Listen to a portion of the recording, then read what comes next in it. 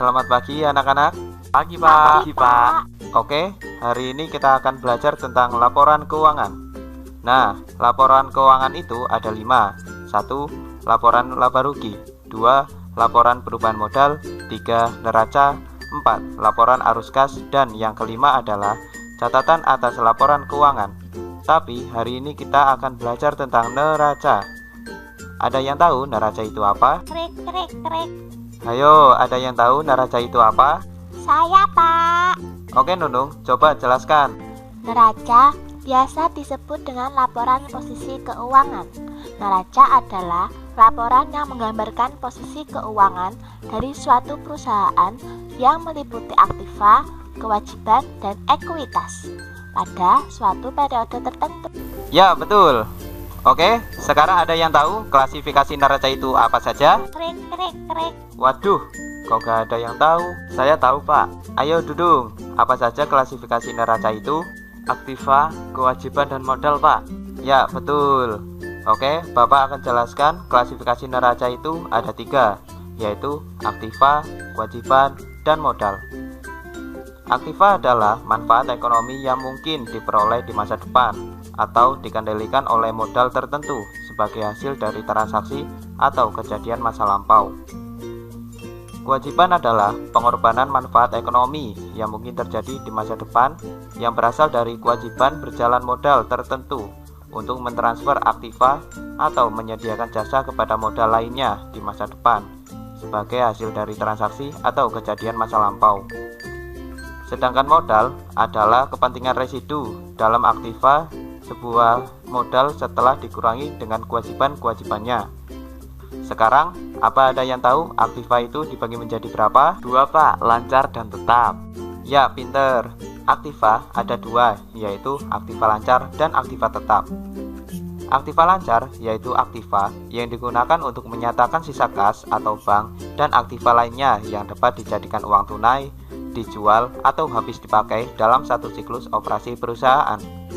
Aktiva lancar biasanya terdiri dari kas, investasi jangka pendek, piutang, perlengkapan, persediaan, dan beban dibayar di muka.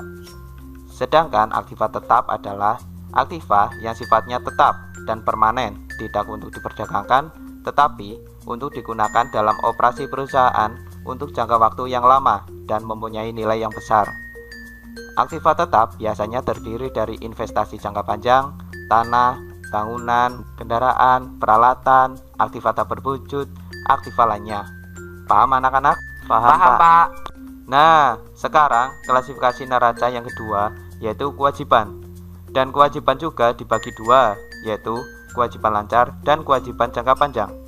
Coba Bubung, jelaskan tentang kewajiban lancar dan beri contohnya. Ayo, jangan Pak, kewajiban lancar adalah utang yang jangka pelunasannya kurang dari 1 tahun. Yang termasuk kewajiban lancar adalah 1. Utang yang berasal dari akuisisi barang dan jasa seperti utang gaji, utang usaha, utang pajak, dan lain-lain. 2. Penagihan yang diterima di muka sebelum barang yang dikirimkan atau jasa diberikan seperti pendapatan sewa yang belum dihasilkan atau pendapatan yang belum dihasilkan. 3. Kewajiban lain yang likuidasinya akan dilakukan dalam siklus operasi seperti bagian obligasi jangka panjang yang harus dibayarkan dalam periode berjalan atau kewajiban jangka panjang yang berasal dari pembelian peralatan. Ya, pinter. Sekarang Bapak akan menjelaskan tentang kewajiban jangka panjang. Kewajiban jangka panjang adalah utang yang jangka pelunasannya lebih dari 1 tahun. Seperti 1. Kewajiban yang berasal dari situasi pembiayaan khusus seperti penerbitan obligasi dan wesel bayar jangka panjang. 2. Kewajiban yang berasal dari operasi normal perusahaan seperti utang PPh yang ditangguhkan. 3. Kewajiban yang tergantung pada terjadi atau tidaknya satu kejadian atau lebih di masa depan untuk mengkonfirmasi jumlah yang dibayar atau pihak yang dibayar atau tanggal pembayaran seperti jaminan jasa atau produk dan kontingensi lainnya. Sekarang kita masuk ke klasifikasi 3, yaitu modal. Bagian modal pemegang saham ada 3, yaitu modal saham, modal disetor tambahan, dan laba ditahan. Nah, neraca ini juga ada kelemahannya. Ada yang tahu kelemahannya apa saja? Saya tahu. Wah, Bubung. Ayo Bung, apa saja kelemahan dari neraca? Kelemahan neraca yaitu 1. Sebagian besar aktiva dan kewajiban dicatat pada biaya historis. 2. Pertimbangan dan estimasi harus digunakan untuk menentukan berbagai pos yang dilaporkan dalam neraca. 3. Neraca perlu mengabaikan banyak pos yang merupakan nilai keuangan bagi perusahaan, tetapi tidak bisa dicatat secara objektif.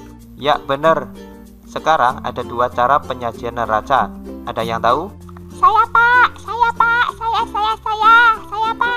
Iya, Nunung. Staffel dan skontro Pak. Ya, kamu benar, Nunung. Neraca bisa disajikan dengan 2 format. 1. Format staffel, yaitu neraca ini dilaporkan 1 halaman vertikal. Di sebelah atas dicantumkan total aktiva dan di bawahnya disajikan pos kewajiban dan pos modal. Nah, yang kedua yaitu format skontro. Di sini aktiva disajikan di sebelah kiri dan kewajiban serta modal ditempatkan di sebelah kanan, sehingga penyajiannya bersebelahan. Paham anak-anak? Paham, Pak. Oke, apa ada pertanyaan? Krik. Oke, kalau nggak ada pertanyaan, cukup sekian materi tentang laporan keuangan neraca. Terima kasih. Selamat siang. Siang, Siang, Pak. Pak.